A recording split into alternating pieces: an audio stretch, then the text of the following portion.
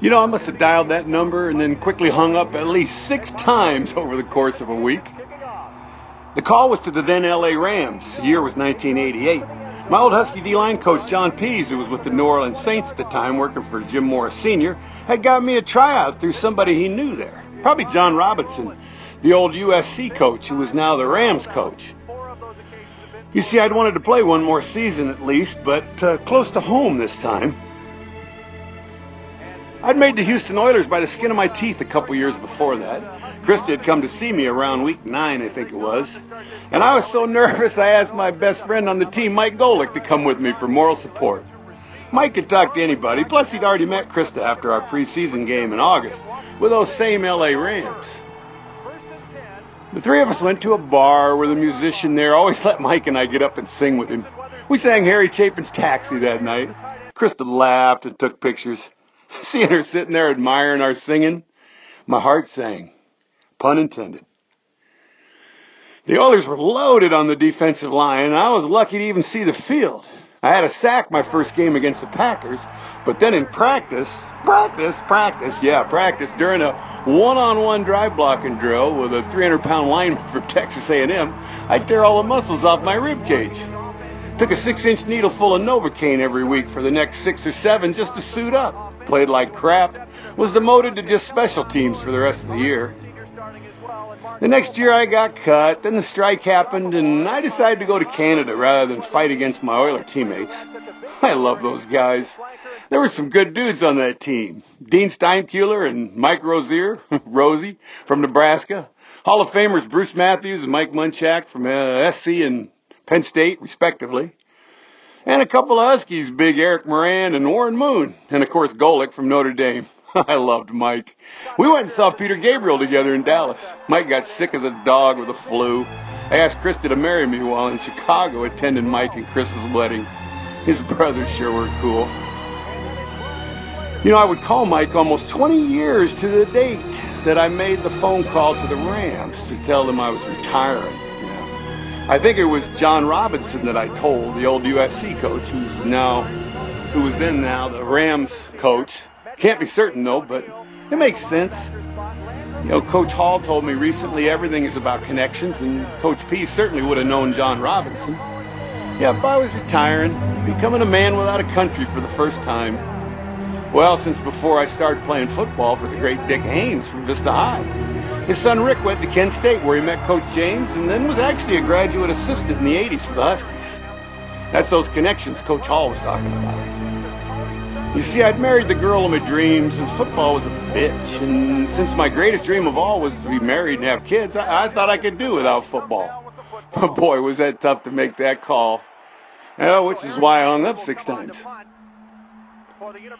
So, 20 years later, after I tore Krista's folks' heart out by moving my business and then my family to Nebraska, I called Mike Golick. I wanted to tell him about my vision. I was so afraid to tell him because my church pastor, Charlie, had told me, to be sure and get back on my medicine after I told him about the vision. Well, I weren't on no medicine except some Concerta and Ritalin I was taking for my diagnosed ADHD. Oh, I already said that, didn't I? Oh, there goes my ADHD again. Yeah, I always was horrible with details and kind of lazy, as my in-laws will vouch for. And the stimulants, they helped me get all my chores done as a single dad, But since Charlie thought I was crazy, I didn't want Mike to think so. So I didn't tell him about it, and we text back and forth a bit, but in the end, I let it drop. Oh, the vision. Yeah, happened broad daylight on my way to Sioux City to buy some history book. American Presidents for Dummies, I think it was. Yeah, I was thinking about getting into politics. Shared that with Coach, and he said I should speak to my teammate Bruce Harrell about it. Anyways, just past the Dixon turnoff where I owned 10 acres once, I had it, broad daylight. Had to pull over to avoid driving off the road. Just like a movie playing in my eyeballs. President Bush on his knees getting his throat cut. Mrs. Clinton, too. With a white soldier standing with a Middle Eastern dude doing the cutting. That was 8 years ago. Never had another one, thank God. So after I told Charlie, and he told me to get back on my medicine I was taking, which I weren't on in the first place because I was supposedly sane at the time, I was scared to death to tell anybody else. But then I got a message that I thought was from God, so I sent it to the head guy of our church, but he just ignored me, even after I worked alongside him for over a year and gave him a check for $25,000 to support his ministry. Sure could use that money now. Well, anyways, I've always interpreted dead silence as criticism. So, I was too scared to follow it up with a phone call. So after that, I figured God wanted me to run for president, save the world and our leaders, right? Coach said we could do anything, and I believed him. Dumb, I know. I danced around the idea to an email to Coach James where I said I was sure Obama was going to win, even though he was a huge underdog back then. I made the mistake of attaching it to all his contacts in the email. I guess they were calling him saying, "Don, you voting for Obama?" Heard the fire in Coach's voice that day on my voicemail standing in downtown Laurel, Nebraska. Made me weak in the knees, it did. So I did something I really try hard not to do. I lied. I told him I didn't intend to attach all his contacts to my email. I felt so bad about lying to my coach that I came clean a couple days later and told him I had done it on purpose to let folks know I wanted to run for president. Crazy, I know. Thankfully, Coach was an all-pro forgiver and didn't stay mad long. I did make the mistake of coming clean to his daughter in an email, but after she told me I should not tell anybody about my vision, I was sorry I had. That's when I went to see Coach Pinkel, but I chickened out and didn't tell him either. So then I decided I should set my sights a little lower, so I told my cousin Bev I was running for governor in Nebraska. I figured, hell, there's more people in Seattle than this whole state, so running for governor here was just like running for mayor there, I figured. Well, she scoffed at me. Felt like mocking, actually. "Why don't you try running for mayor of Laurel first?" she said. Well, being mayor of a town of 900 wasn't going to save America, I thought. I believe that was the moment she and her family, my family, decided I was crazy. So now, 8 years later, the vision never happened. So maybe it was a psychotic episode. Funny, I've never had another one, though. I suppose I'll always worry about that dumb vision as long as Hillary and Mr. Bush are alive. That's why I called Don Trump in 2012. He was nice the first time, but when I called back later asking him for a contact at the United Nations, he starts yelling at me, "I don't know anybody over at the United Nations, and who gave you my number anyways?" And so, of course, I never told him about my vision either. Eventually, I hit rock bottom after Coach died and was forced to make this sign in order to get a job. From having one of the most desired jobs ever to not having one at all, a former NFL player is now walking the streets of North County asking for a job. If you've driven through Vista in the past week or so, you may have spotted him and his large homemade sign. Our Erica Fox explains his story and how he got here. Then I haven't played a whole lot lately just because, life's been hard. Wearing his Rose Bowl ring, Lynn Madsen plays his own tune. This song wasn't always sorrowful.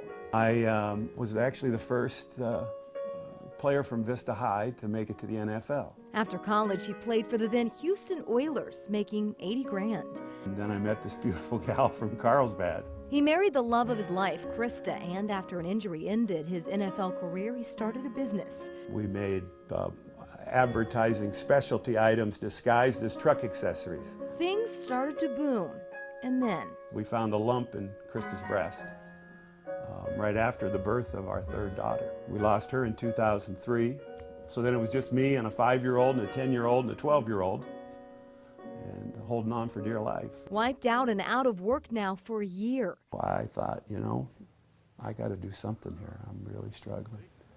So I thought, maybe the sign. He stands on the streets of Vista in a suit, passing out resumes and talking to people. Well, I had my own sales and manufacturing business. At the very bottom of his resume, there's a personal line that says he's a single dad who's been raising 3 girls all alone. It was hard to do it the first time. And every time it's hard to do it. You cringe. His sign says he's a salesman, and he's here selling himself. I kind of think I'm a pretty good communicator, a pretty good motivator. I can create something out of nothing. You know, like my music, I created that out of nothing. He's here, creating what he hopes will be a brighter future. I need somebody to take a chance with me. At the end of the day, I still got to get hired. In Vista, Erica Fox, Fox 5 News. My life is so weird. I never meant to hurt anybody. It's just that a man's got to do what a man's got to do sometimes. Oh well. Well, I can always fall back on my hand-drawn videos, get me an angel investor, and grow my new business. Of course, I'll still worry as long as Bush and Clinton are alive. Oh yeah, sorry. I already said that one, didn't I?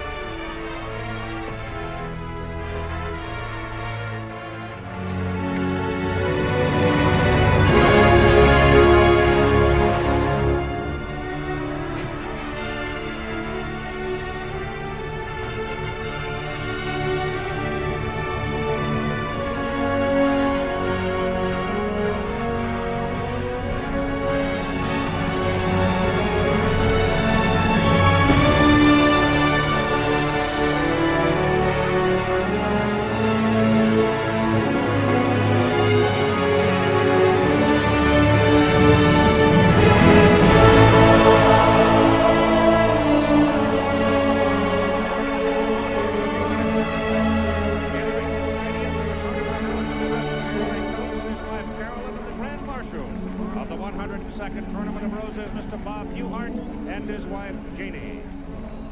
1991 Rose Queen, Cara Peyton Roland, and the Royal Court.